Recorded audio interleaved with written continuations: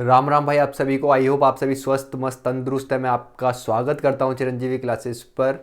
आज मैं आप लोगों के लिए क्या लेकर के आया हूं, साइड परपेंडिकुलर बाइसेक्टर ट्राइंगल का ये पार्ट है, ठीक है।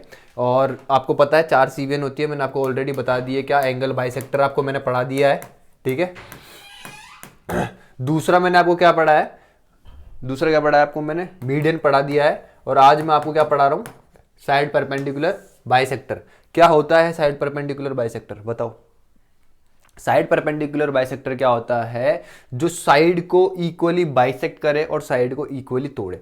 जैसे ये लाइन जो है ये आपका साइड परपेंडिकुलर बाइसेक्टर है। ये क्या कर रहा है, ये जो आपकी साइड है ए है, इसको क्या कर रहा है, इक्वल पार्ट्स में भी तोड़ रहा है और बाइसेक्ट भी कर रहा है। समझ में आया कि नहीं आया? ये क्या होता है आपका साइड परपेंडिकुलर बाइसेक्टर होता है। जो भी मैं आपको बताऊंगा, ये जितने भी पॉइंट्स है आपको वर्बली याद होने चाहिए। जैसे यहाँ पे आर का फॉर्मूला आपको पता होना चाहिए, डेरिवेशंस क्या है वो इंपॉर्टेंट नहीं है, आपको बस ये पता होना चाहिए कि आर कैसे निकालते हैं, ठीक है। आपको ये पता होना चाहिए सरकम सेंटर क्या होता है। जो चीज़ें बता रहा हूँ बस वही इंपॉर्टेंट है। उसके अलावा जो प्रूफ होता है, ये प्रूफ किसी भी काम का नहीं है आपका। कभी भी एग्जाम में प्रूफ नहीं पूछा जाता, आपसे डायरेक्ट फॉर्मूला होगा। फॉर्मूला आपको याद है तो आप उसको आराम से निकाल लोगे, बता दोगे। अब ध्यान से समझने की कोशिश करना।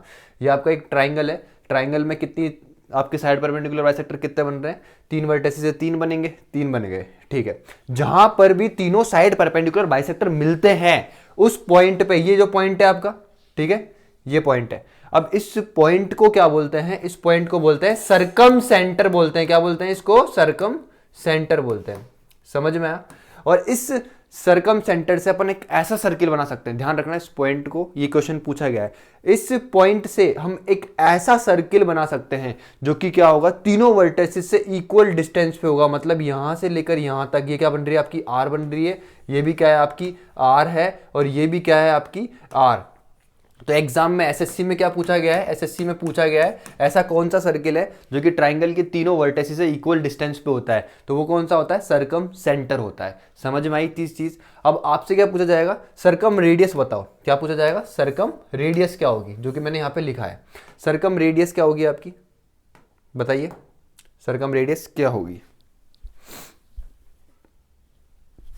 ठीक है, ध्यान से समझना इस चीज को।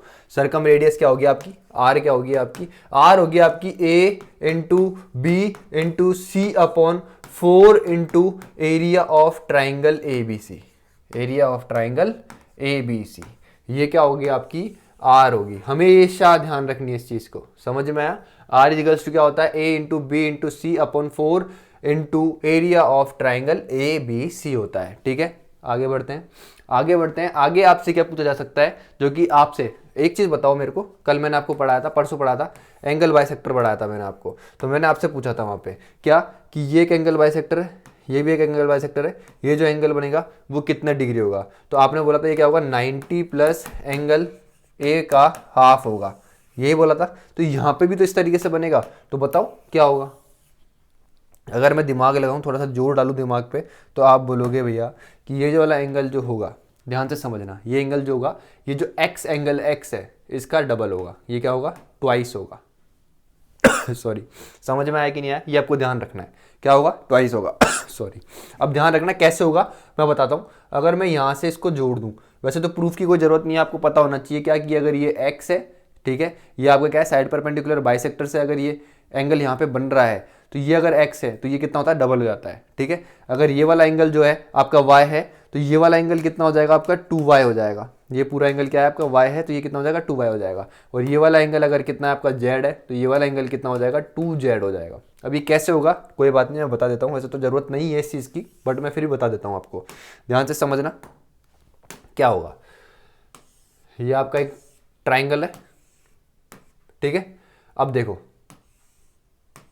ध्यान से समझना, मैं इसको ऐसे ज्वाइन कर रहा हूं। ये क्या हो गया, आर हो गया, ये क्या हो गया, आर हो गया, ये भी क्या हो गया, आर हो गया, ठीक है। ये ट्राइंगल क्या है आपका ए, ये क्या है आपका बी, और ये क्या है आपका सी, ठीक है।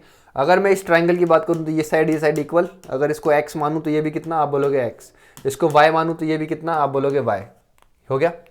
अगर इस ट्राइंगल की बात करूं, इसको मैं सी नाम दे रहा हूं, ए सी, ओहो, इसको मैं नाम दे रहा हूं डी। तो ए डी सी की बात करूं तो ये आपका एक्सटीरियर एंगल बन रहा है इस ट्राइंगल का, तो ये कितना हो जाएगा, आप बोलोगे 2y हो जाएगा।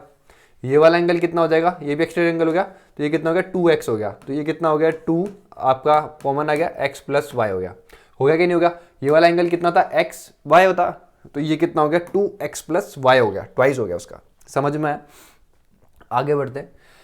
आगे क्या है सॉरी, आगे क्या है, आपको हमेशा ध्यान रखना है क्या कि आपसे क्या पूछे, सरकम रेडियस पूछे। कब पूछे, जब आपको एक थीटा गिवन हो और थीटा के सामने वाली साइड गिवन हो। तो आर कैसे निकालते हैं, तो आर कैसे निकालते हैं, आर निकालते हैं साइड कौन सी, जो थीटा है एंगल है उसके सामने वाली साइड, अपॉन में 2 इंटू साइन थीटा निकालते हैं। मैंने यहाँ पे लिखा है, आप इसका स्क्रीनशॉट भी ले सकते हैं। When one side and one angle is given then R equals to कितना होता है, आर इक्वल्स टू कितना होता है साइड अपॉन 2 साइन थीटा होता है, एंगल के सामने वाली साइड। समझ गए? इतनी चीज मैंने लिखा भी है, आप आराम से देख सकते हैं।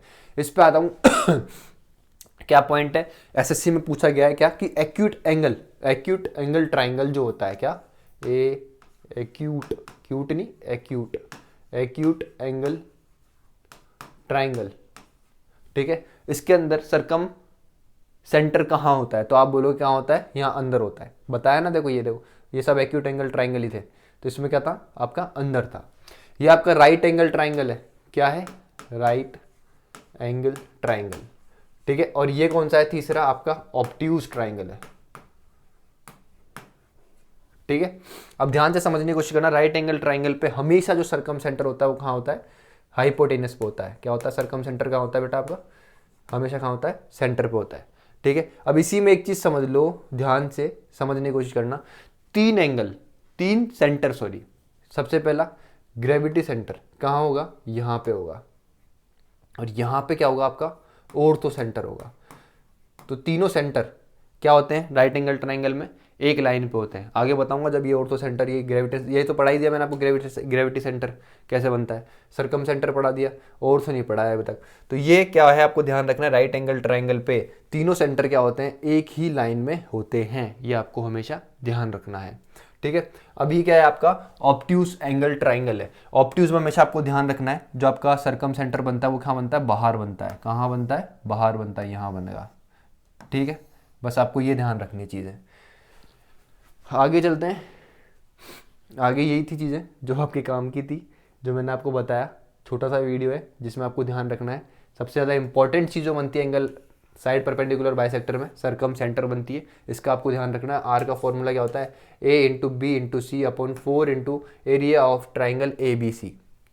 इसके अंदर इक्विलेटरल ट्राइंगल है, इक्विलेटरल ट्राइंगल, उसका भी फॉर्मूला बनता है आर का, वो जब मैं बताऊंगा, जब मैं इक्विलेटरल ट्राइंगल अलग से पढ़ाऊंगा, ठीक है। जो भी चीज़ें रह गई होगी, हालांकि मैंने सब कवर कर दिए, जो भी रह गई होगी वो सब नेक्स्ट वीडियो में कवर हो जाएगी। हालांकि वैसे तो कुछ बचा नहीं है साइड परपेंडिकुलर बाइसेक्टर में, इतना ही है, ईजी था बहुत।